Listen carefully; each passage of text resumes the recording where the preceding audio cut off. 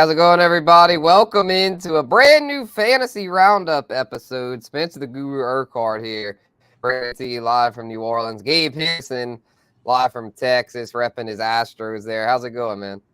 It's going good. We're getting into the little section of the year where either fantasy playoffs are starting for those who got 2 week playoffs, or we're just on the brink. So being able to clinch in a few leagues this week when I woke up was kind of nice.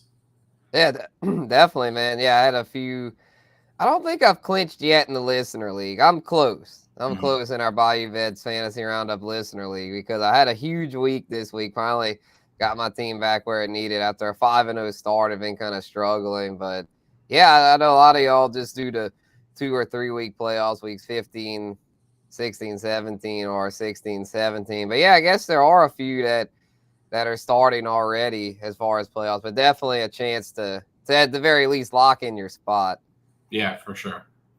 So, yeah, we'll have all that and more here on Fantasy Roundup. Got a lot of news to discuss. We'll get right into it here with our latest fantasy headlines.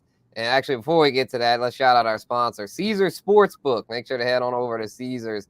Get that risk-free first bet if you haven't signed up already, because if it doesn't win, you get it back as a bonus bet. So do that if that's something you're interested in over at Caesars. So headlines here: Jonathan Taylor to undergo thumb surgery. That was just announced. Good timing as far as, well, not good timing for Taylor, but good timing for us, being that it was just announced right before the show. Because before the show, it was kind of unclear how much time Jonathan Taylor would miss with the thumb injury. But now it's clear that he's undergoing surgery and will miss 2 to 3 weeks at least. So we'll have more on that here in just a bit. Zack Moss now very much back in the discussion there as the Colts lead running back. Vikings activate Justin Jefferson from IR. He won't be able to play this week because they're on bye, but should be good to go for week 14. The Vikings decided to be extra cautious with Jay Jettis. Probably could have used him last night considering how badly they performed against the Bears, but they'll go into their bye and hopefully have him 100% for the stretch run. Saints wide receivers Chris Olave and Rashid Shaheed are questionable. The injuries are piling up for the Saints. We knew it was coming. Well, here it is. Saints fans can't ever have a year where they don't deal with a lot of injuries. So Olave and Shaheed. Olave dealing with a concussion. Shaheed dealing with, I believe, a quad injury. Both, I'd say, on the wrong side of questionable right now. But you never know. They might take a turn for the better. I'd say Olave probably has a better chance to play this week than Shaheed. And then, of course, Michael Thomas on IR. So stay tuned for the waiver wire segment. I actually have a New Orleans Saints pass catcher on that list. That could be a big play, a big bye week fill-in this week. But that's another thing. 6 teams on bye week. That's kind of rough. So definitely a week that you have to be scanning the wire unless you're one of the lucky ones. And then Panthers, the Carolina Panthers, that train wreck continues. Frank Reich is fired. David Tepper, the owner, had a press conference today. Or was that yesterday or today? Something that that organization is a dump. I know you had to go through it with the Texans, Gabe, but just be glad we're not covering the Panthers right now. Ooh-yah. Yeah, exactly. Us fans in Houston are kind of hoping that they bring in Bill O'Brien. There's been some chatter there about he's got experience with Bryce Young. But yeah, I mean, you got to feel for Bryce Young. I know he's not been as good as C.J. Stroud. Obviously, as a Texans fan, I'll be the first to admit that. But, you got to feel for the guy. His only weapon is Adam Thielen. They can't get their running game going. Their offensive line stinks. They've got a coach who's or a former coach now who's absolutely clueless. So I think, they've reached a point where they've got to get this next hire right. And, I've heard a lot of talk about young guys in Carolina, but they just need to get an experienced head coach, someone to really steady that ship over there. Yeah, definitely. Yeah, you don't want to screw it up and hire like a Lovie Smith type coach, because then that not only pisses off the fans, it really stunts Bryce Young's development. It's one thing that the Texans were doing, that being that they didn't really have their quarterback of the future, but now that they do and have the head coach to go with it, things are really looking up. Carolina has their QB of the future. Yeah, I still believe in Bryce Young as well. I think he's just been dealt a really bad hand. I'm not blaming any of this on him. I mean, maybe a little bit. I mean, he hadn't performed well, but if he had a foundation like C.J. Stroud does, I think he'd be a lot better. So we'll have to see what they do. But yeah, Tepper, the owner there, he's getting a bad reputation. He's gotten to become one of those just clown show owners there. And as a Saints fan, I don't mind, as just someone covering the Saints, got to keep bias out of it now that I'm with the normal media. But as far as the Saints, it's just from their perspective, it's good to see Carolina struggling because it's just, it's they are just, because as much of a clown show as the Saints are, at least you're like, well, at least we're not the worst. I mean, Carolina right now, just a total disaster. But enough about that. Let's talk Jonathan Taylor, who's set to undergo thumb surgery. Get back on track here on the Fantasy Roundup. Get your questions in, y'all.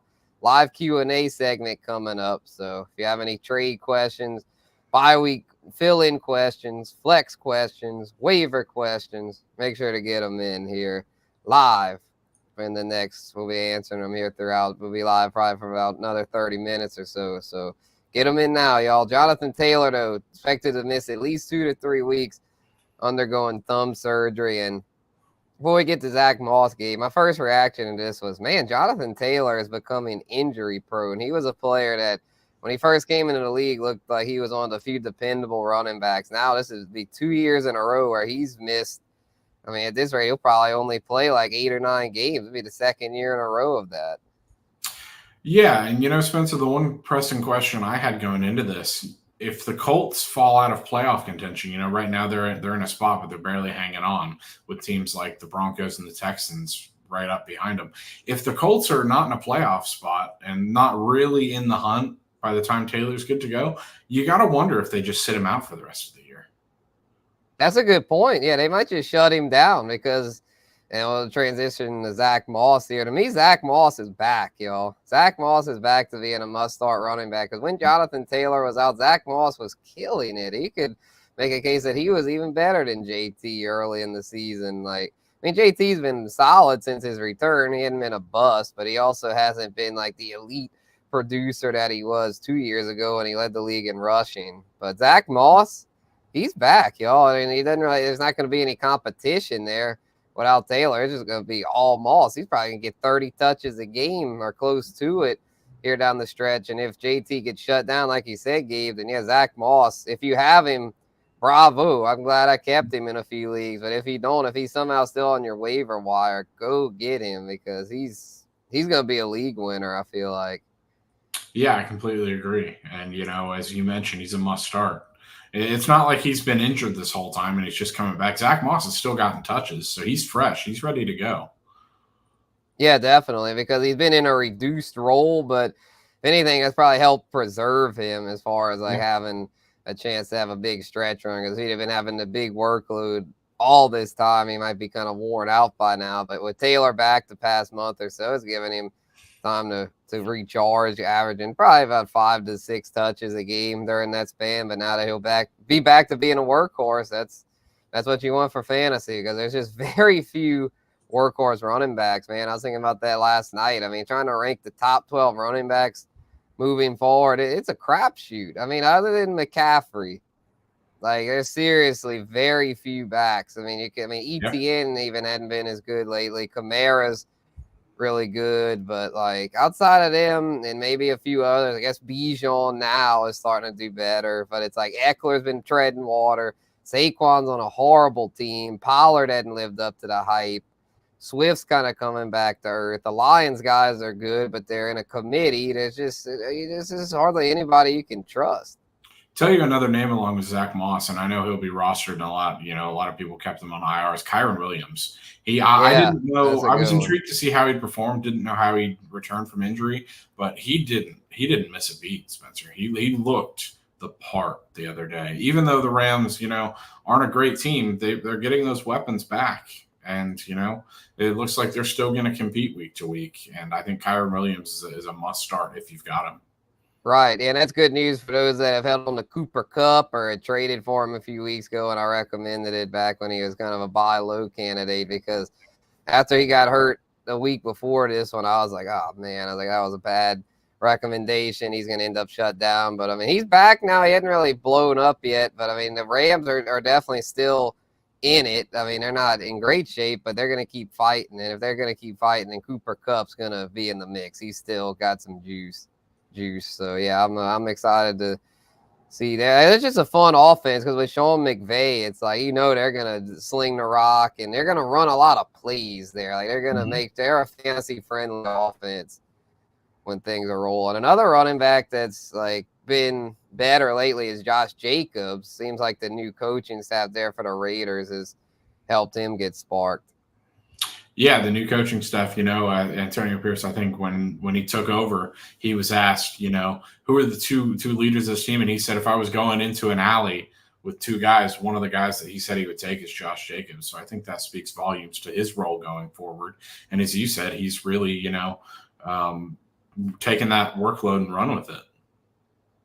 Yeah, most definitely. Any more thoughts on the Colts backfield before we move on? No, I think one more thing just on the Colts in general, not necessarily the backfield. They've still got some guys. We were skeptical about the Colts coming into this year, obviously, especially once Anthony Richardson went down. But they've got some guys in Pittman, Downs, and now Zack Moss, who I think are still viable plays. And, if you need a quarterback, you could definitely do worse than Gardner Minshew. Yeah, for sure. Yeah, Minshew himself hadn't been too good for fantasy, but he's got weapons around him that get the job done. Yeah, especially Pittman, because it's kind of one of those things. If you got Pittman and Downs, cool, but outside of them, they don't really have much. Their tight end room is pretty sparse. Like they've got a lot of guys, but none of them do anything hardly statistically. So, you just go with the ones that are putting up numbers and enjoy it, because I'd rather an offense that's a little more concentrated, because at least with that in, who's going to be putting up the numbers. Yeah, exactly. So let's move on to our listener league update here. Shout out to all the listeners here. It's been a very, very competitive league, as evidenced by these records. Pretty much everyone still in the hunt here. Mike was our highest scorer this week. Took down the first place Latino Heat Hank Trill. A big statement win there, Mike. Now moving into second place. He's trying to make his charge for that listener league title. And the prize to go with it, those Saints-Falcons tickets, which are looking like that game's probably going to end up deciding the NFC South. Saints and Falcons tied for first. So there's that. So that prize still up for grabs. I took down Troy this week. Sorry, Troy. My team was due for a big one. And yeah, over 170 like that here down the stretch. Back to 7-5, or improving to 7-5 like that. That went down. I got a lot of buys this week, though. I might be in trouble this week, but I think I've got enough of a cushion to sneak into the playoffs. We'll have to see, though, because Joseph's now back in the mix. The Bayou Bandits took down Bucktown Rebel Jr. They improved to 5-7. Gabe back in the win column this week. Gabe took down Uncle Big Nick, who was trending up, but is now struggling without Joe Burrow. Salmon back up to 500, took down William, whose team's been kind of struggling lately. Very close matchup there. Both those two still very much in the mix, so it's 6-6. And then the original Saints fan gets a win. He had been struggling, but took down the Bucktown Rebel. Playing spoiler there. Bucktown was looking to position himself for a repeat, where now he's a little vulnerable there at 6-6. Could still make the playoffs. Not out of it by any means, but just goes to show that this league, even the teams that people had written off are making moves. So yeah, shout out to my dad and everyone. But this league is all 12 teams are heavy hitters. Everyone competes. Everyone goes to war. So yeah, well, we both got a win though, Gabe. So I was happy about that. Yeah, I can kick my feet up a little bit. I'm one of three people. Shout out to Mike and Latino Heat. Three of us have clinched the playoffs so far. So gonna kind of kick back and see over the next few weeks who's going to join us in the playoffs. I'm excited. Right. Yeah, hopefully I'll be one of them. Thinking I will be, but not clinched yet. Going to have to probably win at least one more. Josh, actually, we'll get to that next year. Our live Q&A. We'll do a quick live Q&A here before we get to waivers. So anyone with, as we see here, questions we have about trade, start, sits, the waiver wire, etc. He says, do you think Aaron Jones plays this week? And do you think JT is actually back in 2 to 3 weeks? You know, we talked about the JT one earlier, so I'll hit on that quickly. It all depends on the Colts. If they're still competing, then I think definitely. But if they lose these next 2 to 3 games, and I'd say, leaning on 3. If they lose their next 2, I think he'll still come back. But if he's out for 3 weeks and they lose all 3 games, I think they'll probably shut him down. That would be my guess. Obviously, that's just going on a hunch. Nothing credible to report there. As for Aaron Jones, I'm not sure. I would lean no. His injury seemed a little more than a week-long injury back a few weeks ago, and he didn't practice today, so it'll be intriguing to see. Yeah, for sure. Yeah, we touched on JT earlier, Josh. Yeah, I mean, I would think the Colts, as long as they're mathematically in it, they'd bring him back, and they're now, I think, 7-5, 6-5, like So 6-5. 6-5. Yeah, they had a bye already. Okay, because yeah, I feel like if they go on a big losing skid, I mean, I wouldn't say he'll definitely be back in 2 to 3 weeks, but I'd probably lean yes. I'd say more like 3 weeks though. I'd say by week 16, assuming they're mathematically alive. And then as far as Jones, I'm gonna say no. I mean, he's had a rough year with injuries. He's at an age. He's almost 30, and when you get to that age as a running back, it's hard to depend on running backs at that age. So I'd say Aaron Jones at this point, if you have him, stash him, but don't count on him. If he's one of your top running backs, then I would look to, if your trade deadline pass, just stay hungry on waivers, just like if Keaton Mitchell's still there, Zack Moss somehow still there. We'll have a few we'll get to on our waiver segment. So if you have options there on the wire, just keep active, because Aaron Jones, I don't trust him one bit. I mean, his dude just, even when he has played this year, he's just been kind of whatever. I mean, the Packers been more pass first with Jordan Love. So, yeah, I'm not going to be counting on Aaron Jones moving forward. Yeah, and to that point, I wouldn't count on A.J. Dillon either. If you've got him this week, they've got a tough matchup in the Chiefs. So I would just avoid Green Bay's backfield at all costs. For sure.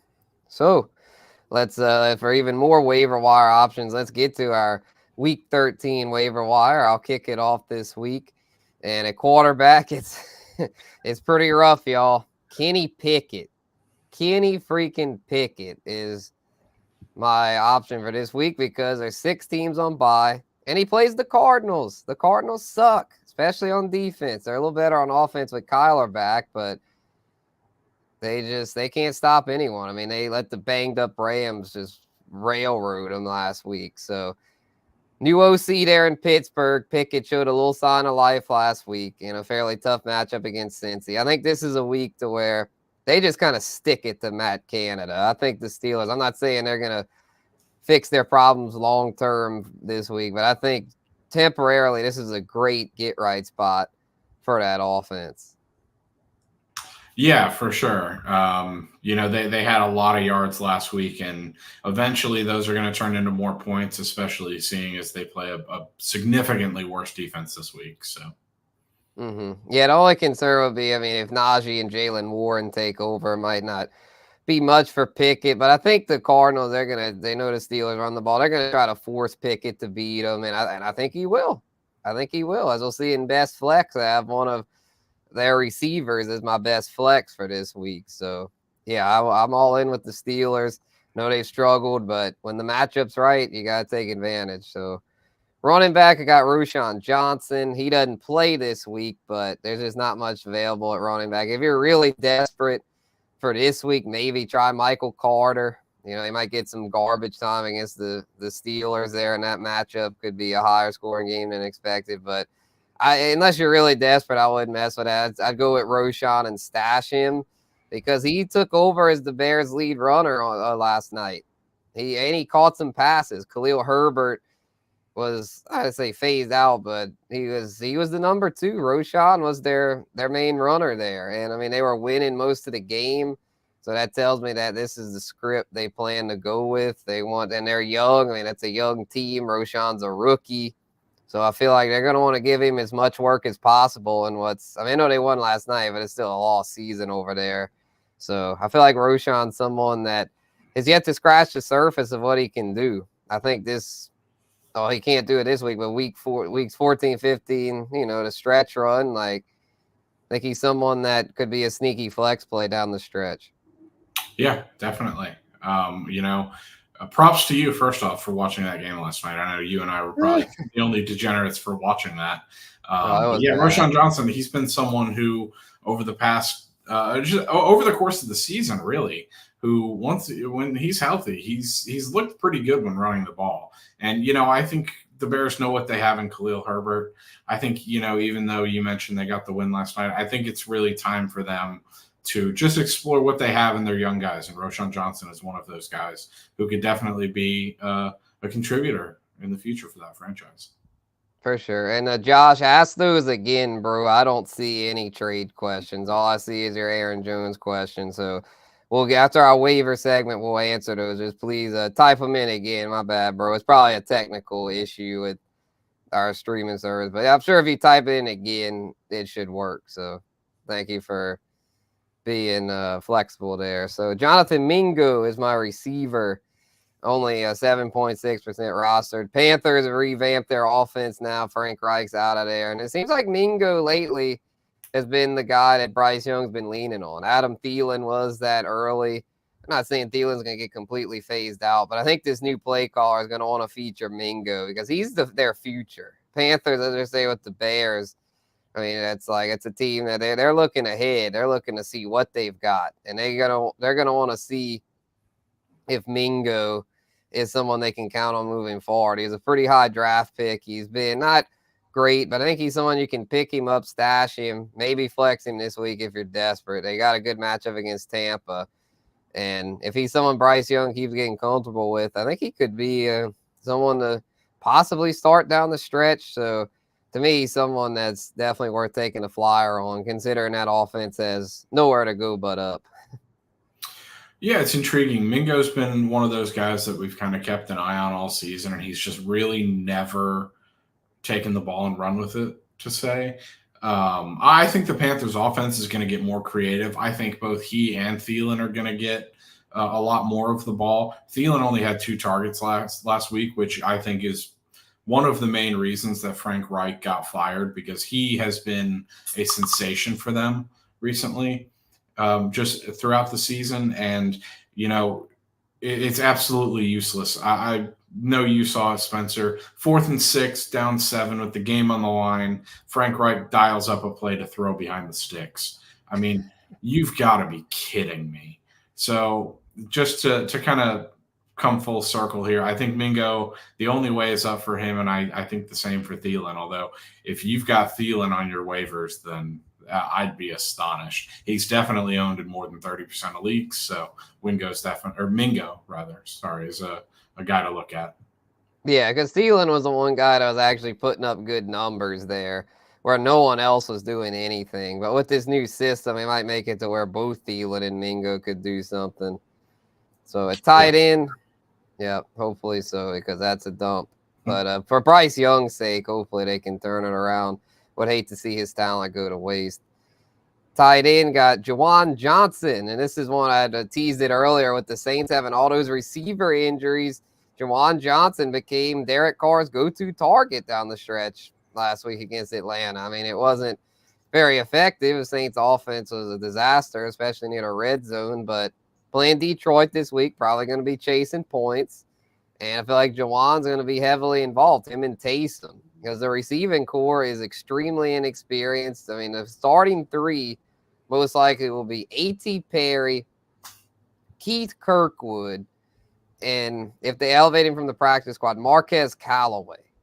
I mean, what the hell is that? Oh, yeah, and Lynn Bowden. Forgot about Lynn Bowden, but he's... I forgot about Lynn Bowden, Kentucky legend, Spencer. Right.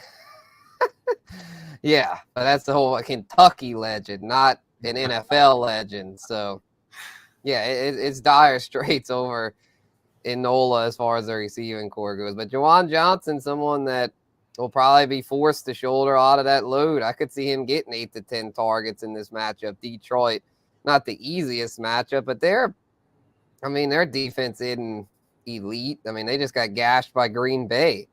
So their defense is capable of being scored on. So I'm thinking for PPR leagues, Jawan's a good option because I mean I almost put A.T. Perry on here, but just can't trust A.T. Perry right now. I mean he freaking he made a huge mistake that led to the Derek Carr pick 6, and I think he'll get to play a lot, but has he really earned the trust of Derek Carr? It doesn't seem like it. Where Jawan Johnson, someone that's been with the ones most of the year, had some injuries, but he's healthy now. One of the few healthy bodies left in that room, so I think he's a good play this week.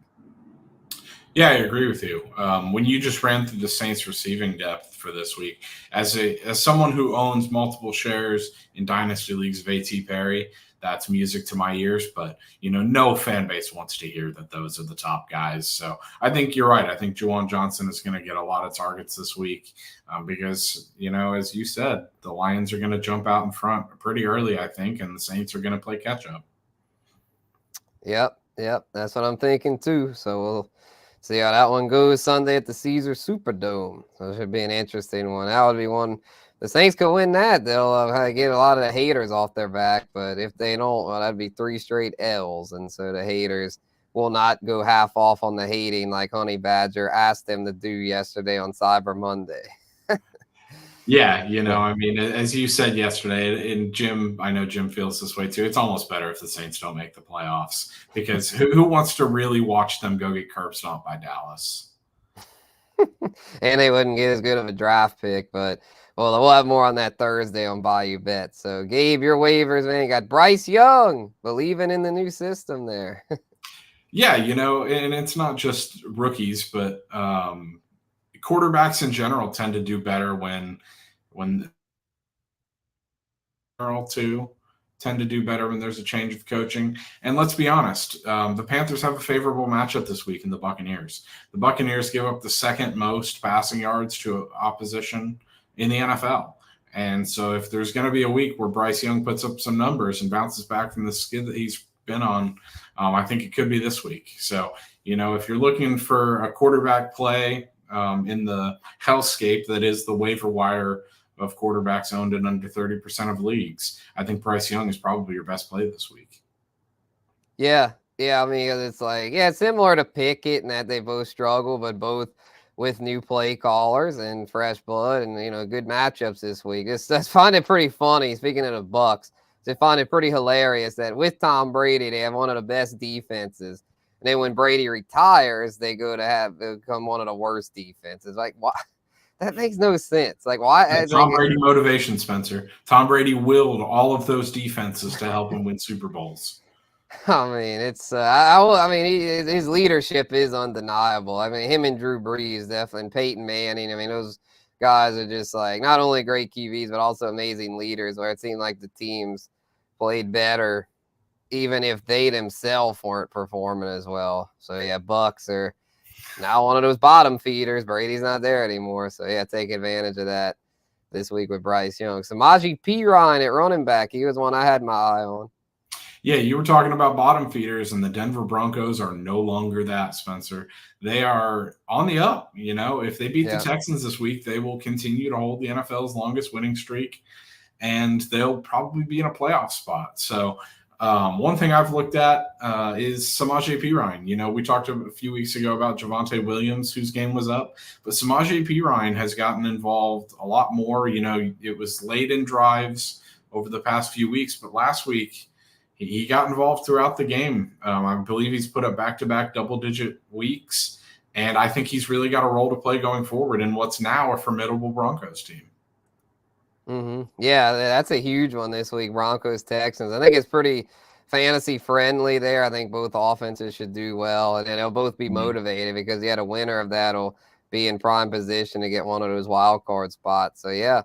Samaje a solid play this week. And you got my receiver from last week there. I see Tutu Atwell. Yeah, as I touched on earlier, the Rams on offense, you and I know you agree, they're fun.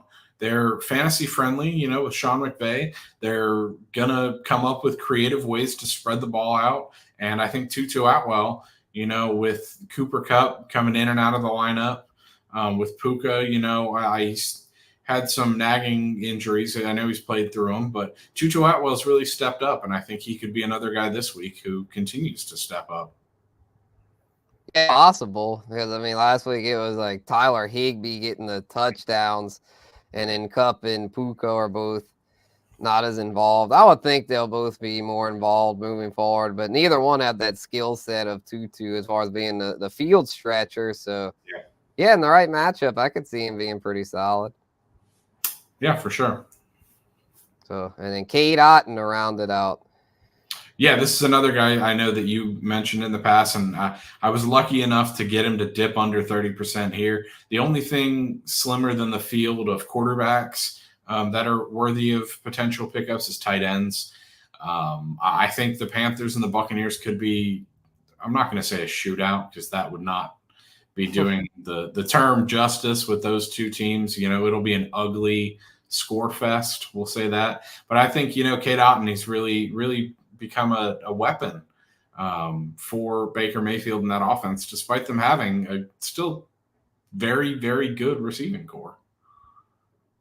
Yeah, I can see it. You know, I have him in a league. He was my backup, and it was Hawkinson who was on bye, so I'm glad I kept Otton stash in that league. But yeah, he's rostered in a lot for those that have one of their tight ends on bye or their only tight end on bye. Like me in the listener league, all I have was commit.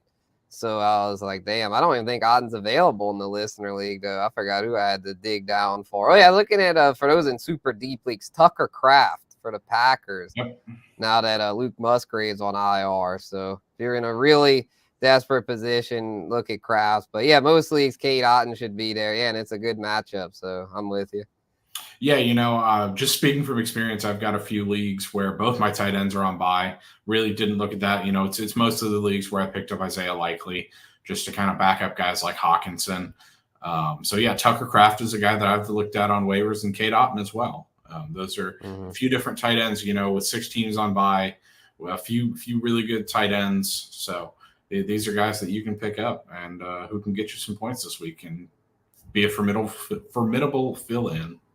Yeah, because Isaiah Likely's on bye too. You've got the Ravens on bye, so yeah, Likely's out. Then you got the Michael Mayer, he's out. The Raiders on bye. The Giants, well, Waller's hurt, so that doesn't really matter. And then Komet and Hawkinson, the two NFC North teams, are on bye. The Vikings and Bears. And then there's one other one that don't have the list in front of me. I don't know if you know it, Gabe, but the Bills, Dalton Kincaid. That's another starting option. So yeah, it's a lot of tight ends out this week. So yeah, Cade Otton, y'all, go get him because that's one that there's going to probably be other teams going after him. So if you have some fab money left, if you're in a fab league, spend a few. And if you're in just a priority league, I would say, unless you need one of those other skill players, I'd say you could argue that Otton should be a top priority because there's going to be so many other teams fighting to get a tight end this week.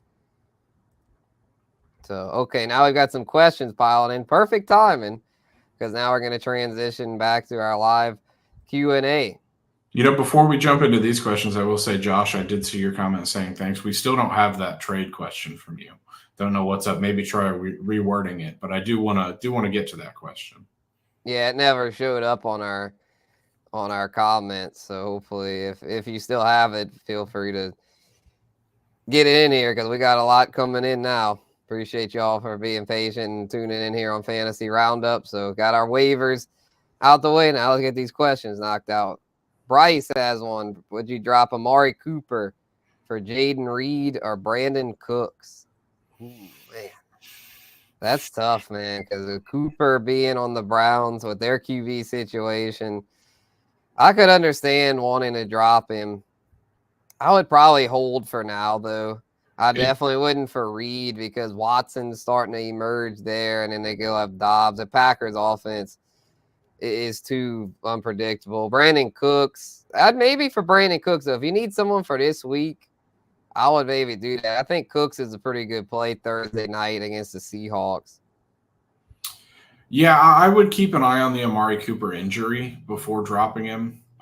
You know, he finds a way to get the ball, and I think the Browns will continue to get him the ball despite their quarterback situation. So if he doesn't miss much time, I would hold on to him. But I'm going to agree with Spencer and say, yeah, Brandon Cooks, if you need a short-term play, he's definitely the better option here. Mm-hmm. And I think the Adam Thielen show is over. Not necessarily, because I mean he's still getting the job done. I think it's over though as far as him being a WR1, but I still think he could be a solid 2 the rest of the way. Yeah, he's just not getting targets. Frank Reich was being incredibly conservative last week. They threw a lot of, Spencer, as people who watched last night, we saw the Bears throw a lot of wide receiver screens. It seems like the Panthers doubled that amount the other day. I mean, they just were not letting Bryce throw the ball. And so Adam Thielen only had 2 targets. So it's not his fault. He's getting open. I think he'll bounce back, and I think he'll continue to be a strong receiver. But as Spencer said, not a wide receiver 1. Lamar the GOAT. What's up, man? I traded Kyren earlier week 2 and it paid off. For Kyren in week 2. Yeah, that's awesome, man. Yeah. Because if you're able to hold on through his IR stint, now he's looking like a must start. So yeah, good job. You the GOAT, bro. There you go. Caden, what's up, man? Josh Allen buy replacement advice for week 13, please. Available is Stafford, Minshew, Pickett, and Browning. Yeah, that's tough. I mean, Pickett was my recommendation on the waivers, on the waiver segment. Stafford just missed the cut. He was slightly above 30%, and plus they face Cleveland. Myles Garrett might not play though, so if Garrett's out, I'd lean Stafford. Geno going against Dallas probably would stay away from that. I'd probably add like both Stafford and Pickett. And then if Garrett plays, I think that's a big difference there. If Garrett plays or doesn't play, he's like the quarterback of that Browns defense. So if he plays, I would recommend Pickett. But if he doesn't play, I'd recommend Stafford. I think I'd go Stafford either way. I think they're going to get enough plays on offense to be able to get Stafford some work, especially with now what is a fully healthy supporting cast. So I would lean Stafford either way, in my opinion. For sure. Yeah, I could see it. Yeah, 12-man PPR. Yeah. I'm in the same boat in our listener league. I'm kind of in this, trying to find a QB replacement because I got Allen, so I didn't have a backup. He's the top scoring QB. So JJ, what's up, man? He's got a question for us. How do we feel about Eckler rest of season? Ooh, I'm not feeling too good, man. I'm glad I traded him in my money league. I mean, if you have him, you kind of have to ride it out. But if there's still trade time, if someone's willing to take him, like thinking he's going to bounce back, I'd probably trade him because I don't see Eckler getting back to the way he was last season. I think he'll still be in PPR like a low-end RB1, but not the high-end RB1 that he was last season because he's just not as explosive. Yeah, put it this way. I tried to trade for him a few weeks ago in a league when Zack Moss just wasn't getting any touches anymore. And I'm very glad they declined my trade offer because I'm not feeling good about Eckler the rest of the season. I think Brandon Staley is incompetent. It's amazing that he hasn't been fired yet. I've just, I don't understand. Even though he's been hurt, I don't know how they don't utilize him given the touchdown machine that he's been in recent years. So, yeah, I'm avoiding all things Los Angeles Chargers for the rest of the way. Yeah, that's a team that's fallen apart. Even Justin Herbert is kind of concerning me down the stretch because they've had a lot of injuries. And if Staley thinks he's going to get fired, he might just not give care as much if he knows he's going to get fired. So yeah, definitely worried about that team. Okay, Jake's got one for us here. Olave and A-Chain for Herbert and Amon-Ra. Let me know what Herbert that is. Trade. I think it's Khalil Herbert. If you can find someone to do that trade, that's highway robbery. I would absolutely do it. I think Amon-Ra is easily the best player in that deal. Plus, we don't know the extent of A-Chan's injury. Olave as well. So, I know Herbert's on bye, but Amon-Ra is such a valuable asset. Yeah, if it's Justin Herbert, then that's definitely a slam dunk. But even if it's Khalil, I'd probably still do it because, like you said, Gabe, A-Chain. I like A-Chain's upside, but no real sure thing there. And then, Amon-Ra, a huge upgrade over Chris Olave.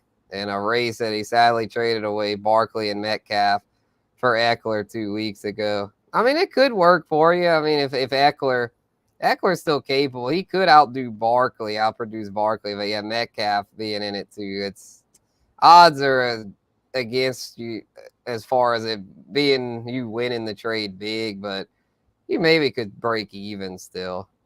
Yeah, I mean, I think your saving grace is the fact that Barkley's on bye this week and Metcalf has a tough matchup. So, yeah, I mean, what's done is done. So, I mean, don't beat yourself up. Wasn't a bad deal at the time. And even now, it's not a terrible deal. So, all right, let's get to our best flex. Week 13 best flex, y'all. And I'm going with George Pickens going against the Cardinals. I know sometimes it's kind of tough to find flex plays, especially when you got so many buys like they do this week. But Pickens is someone that you can probably have in your flex spot, considering he's probably on a lot of people's benches with the Steelers offense being so bad this year. But with the new play caller, Pickens seemed to be a little more involved last week. Hopefully he'll have a little more of a stable floor. And we know what kind of ceiling he's got. He's got a very high ceiling. He'll have those blow up games sometimes. And I think this could be one of those, because home against the Cardinals, that you can't get a better matchup than that. So I'm definitely starting Pickens wherever I can. And if he's my flex, I'm really feeling good. Yeah, it's been a really rocky season for George Pickens and really the Steelers offense in general, as we talked about at length earlier. But yeah, favorable matchup this week. They put up a lot of yards last week, and I think that's only going to continue. You really got to like the Pickens matchup here. For sure, for sure. And so you got Isaiah Pacheco, who, if he's still your flex at this point, I'd say you're doing quite well, because he's someone that's been very solid lately. Yeah, I was lucky enough to be able to trade for him again. I traded him away for Jalen Hurts and some other guys earlier in the season. Got him back last week. Left him on my bench like an idiot, but I'm not making that mistake this week. He's a guy that should absolutely be in your lineup, just because he's got an increased role. The Chiefs have really, really struggled this year with drops. Other than Kelsey, who hasn't been his same self, they haven't had any real weapons in the passing game. Rashee Rice has shown flashes, but the one person that's been a consistent for them is Isaiah Pacheco, and he had 2 touchdowns last week. I'm not going to expect him to replicate that every week, but as long as he continues to get touches, he's definitely worth a play, because he is the playmaker in that Chiefs offense. Everyone's so worried about Mahomes, but Pacheco is a guy who can really do damage. Yeah, because he's been running hard lately. Like, people kind of make fun of the way he runs, but it's effective. I mean, he runs like a man possessed, and that's. I mean, it might not be the best long-term running style, but for now, I mean, we're just wanting someone for right now. And I mean, for right now in fantasy, Pacheco's very reliable, especially with Jerick McKinnon banged up. He's getting basically all the touches there. Clyde Edwards-Helaire, a very much an afterthought there in KC. So yeah, I'm with you. Yeah, and someone I talked about earlier, obviously we only have one best flex each. I think Kyren Williams is also someone who, if you've already got your running back spots filled out, which I assume most people with Kyren still on their roster do, definitely throw Kyren Williams here at your flex this week. Right. Yeah, same with Zack Moss. I mean, Yeah. I was going to put him in here, but we already discussed him at length earlier, so I figured I'd go with Pickens, show him some love. So, but yeah, that's our best flexes. Comment your best flex if you have one. But before we sign off here, I got a few more questions. So our last minute Q&A is underway. Caden has a tight end question for us. Freiermuth or Taysom, sub for Hawkinson. Fryer plays Cardinals. Taysom plays Lions. Definitely Freiermuth. I don't even think that's much of a question. I know Taysom Hill's just too unpredictable. I know you mentioned earlier he's going to get some looks with the Saints receiving corps then, but I like Freiermuth. He came back last week and he looked like himself from last season. Yeah, man. Yeah, the Cardinals defense is kind of a matchup thing. The Cardinals defense really bad against the tight end position. So, I mean, I say I like Pickens, but Freiermuth was the one that really benefited from that new play caller. I mean, he had by far his best game of the year last week. So, with that factored in along with the matchup, yeah, I'd probably go his way, because Taysom, like you said, Gabe, just too sporadic, and the matchup is tough. Detroit's got a really good run defense, so it'll probably be tough for Taysom to grind out yards on the ground. So I'll lean Freiermuth. Saquon, should I trade Saquon for Zack Moss? Nah, I'd hold Saquon. Saquon is the face of the Giants. I mean, he is all they've got, really. And even though defense is keying on him, he still puts up numbers. I mean, and he can catch passes. Him and DeVito. Seems like DeVito is at least smart enough to target Saquon. And they run it with him a lot. He's their best player. So don't overthink this. I know it's tempting to want to go for Moss. I mean, he's back. There's a lot of hype surrounding him with JT out, but I'd stand pat with Saquon. Yeah, I completely agree with you. I know Saquon didn't have his best week last week. I know he's on a bad team and he's on a bye this week, but as we touched on earlier, Zack Moss might only be there for 2 weeks, maybe 3, unless they lose all those games. So I still like Saquon. He's still the play for me. Agreed.